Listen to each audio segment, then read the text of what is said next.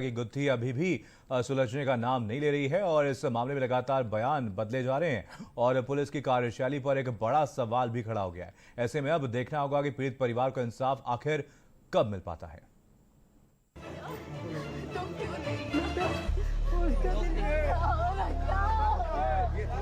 आपसे मदद की गुहार कर रही हूँ, प्लीज मुझे इंसाफ दिलाइए।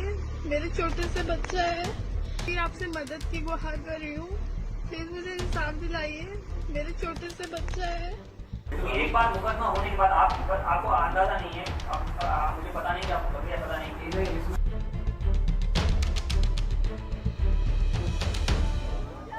रोती बिलखती इस महिला के आंसुओं को देखिए, इसका दर्द समझने की कोशिश कीजिए। ये महिला मनीष गुप्ता की विधवा। ये महिला बीते कई दिनों से गोरखपुर से लेकर के कानपुर तक के जिला प्रशासन से गुहार लगा रही है। ये महिला फरियाद लगा रही है कि उसके पति के कातिलों को पकड़ा जाए, लेकिन ना तो पुलिस प्रशासन नींद से जाग रहा है और ना ही दोनों जिलों का प्रशासन सुनवाई कर रहा है। इस महिला के पति की होटल में संदिग्ध हालत में मौत हो गई थी, लेकिन कानपुर से लेकर के गोरखपुर तक जिला प्रशासन ने इस मामले में कोई भी गंभीरता नहीं दिखाई और उसी का नतीजा है कि अभी तक मनीष गुप्ता के कातिल फरार हैं। वहीं जिस होटल में घटना घटी उस होटल का मालिक पूरी घटना से अनजान बने हुए है और उसका कहना है कि उसे घटना के बारे में कुछ भी पता नहीं है। घटना होटल पे, यही होटल है जो 27 तारीख को एक ऐसी घटना का गवाह बना जिसने पूरे प्रदेश को, राजनीति को हिला के रख दिया। यही रिसेप्शन है जहां 12:04 पे 6 पुलिसकर्मी आते हैं और आईडी चेक करने के बहाने उनसे पूछताछ करते हैं कि कितने लोग यहाँ इस वक्त होटल में रुके हुए हैं। कमरे में तो मैं गया नहीं, इसलिए मैंने कुछ नहीं जानता। एक खून से सना तौलिया भी बरामद हुआ बाद में जब उनकी मैं भी आई रात में। हाँ, यह मैं भी कल ही सुना हूँ कि जो है वह जब उनकी पत्नी आई अपना सामान ले जा रही थी तो कोई तौलिया था जो वो कहा जा रहा है कि खून मिटा दिया गया, तो जो भी लगा होगा उस तौलिए में मैं भी सुना हूँ, देखा नहीं हूँ।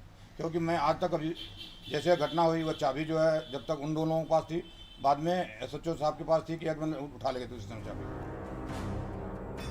ऐसे में सवाल खड़ा होता है कि मनीष गुप्ता के कातिल आखिर पकड़े भी कैसे जाएंगे जब गोरखपुर का डीएम और वहां का SSP खुद पीड़ित परिवार को धमकी दे रहा हो और ये कह रहा हो कि FIR लिखवाने में बहुत झमेला है। तो फिर आप समझ सकते हैं कि पीड़ित परिवार को आखिर इंसाफ कैसे मिलेगा। मनीष गुप्ता का 4 साल का ये मासूम बेटा अविरल अभी भी अपने पापा मनीष गुप्ता का इंतजार कर रहा है। उसे नहीं पता है कि उसके पापा की मौत हो गई है और उसे सिर्फ इतना मालूम है कि उसके पापा किसी जरूरी काम से बाहर गए हैं और वो जल्द ही लौट आएंगे और उसको अपनी गोद में लेकर के खिलाएंगे, उसे प्यार करेंगे। लेकिन उसे नहीं पता है कि बड़ी बेरहमी के साथ किसी ने उसके पापा का कत्ल कर दिया है।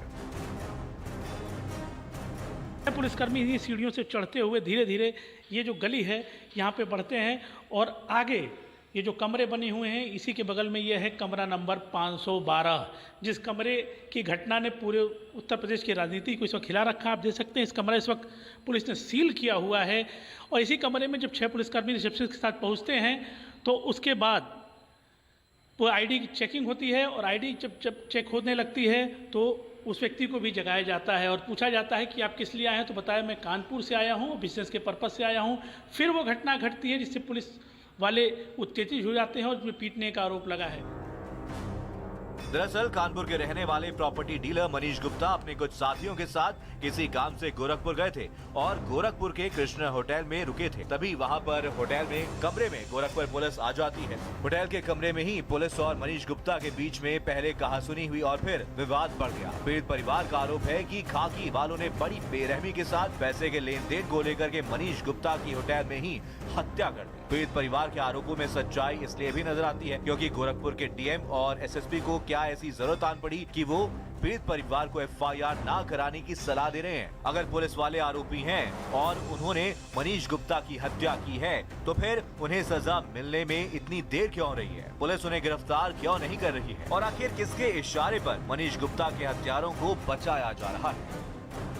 एक बार मुकदमा होने के बाद आपको अंदाजा नहीं है, मुझे पता नहीं कि आपको कभी पता नहीं। सालों तक कोर्ट में ये है कि उनका पहले से तो कोई झगड़ा था नहीं, इसीलिए हम आपकी बात सुबह से सुन रहे हैं। मैडम ने मुझे कहा कि आप निलंबित कर दीजिए, मैंने कर दिया और तब तक बहाल नहीं होंगे जब तक उनको क्लीन चिट न मिल जाए। मनीष गुप्ता की हत्या का मामला जब पूरे प्रदेश में तूल पकड़ने लगा, मीडिया में सुर्खियां बनने लगा, तो आनन फानन में सरकार हरकत में आई और कानपुर में पीड़ित परिवार से मुलाकात और मदद का आश्वासन दिया। मदद के आश्वासन से पीड़ित परिवार को इंसाफ मिलने वाला नहीं है। मनीष गुप्ता की पत्नी की सिर्फ एक ही मांग है, उसके पति के हत्यारों को हर हालत में गिरफ्तार किया जाए। मुख्यमंत्री के शहर में जब यह घटना घटित हो रही है, इस तरह एक व्यापारी के साथ बर्ताव, पीट कर हत्या, और जिस तरह पुलिस महकमे के लोग लगातार इस घटना को दूसरे तथ्य में मोड़ना चाहते हैं, कहीं ना कहीं एक चिंता का विषय है। कांग्रेस पार्टी पूरी तरह परिवार के साथ खड़ी है, इनके न्याय की लड़ाई लड़ेगी और जब तक इनको न्याय नहीं मिल जाता, आवाज हम उठाते रहेंगे। सही मायने में पीड़ित परिवार को इंसाफ तभी मिलेगा जब मनीष गुप्ता के सभी हत्यारों को हथकड़ी पहनाई जाएगी। उसका दिन इतने ही तुम्हारे दिन का साथ था, उसका साथ तुम्हारा इतने ही दिन का था। गोरखपुर पुलिस की वर्दी पे दाग लगा है, वो कब साफ होगा, कब गुनाहगार जेल में होंगे और कब मृतक को न्याय मिलेगा, अब ये देखने वाली बात है। कैमरा रफी के साथ विकास शाही, भारत समाचार, गोरखपुर। महंत गिरी की मौत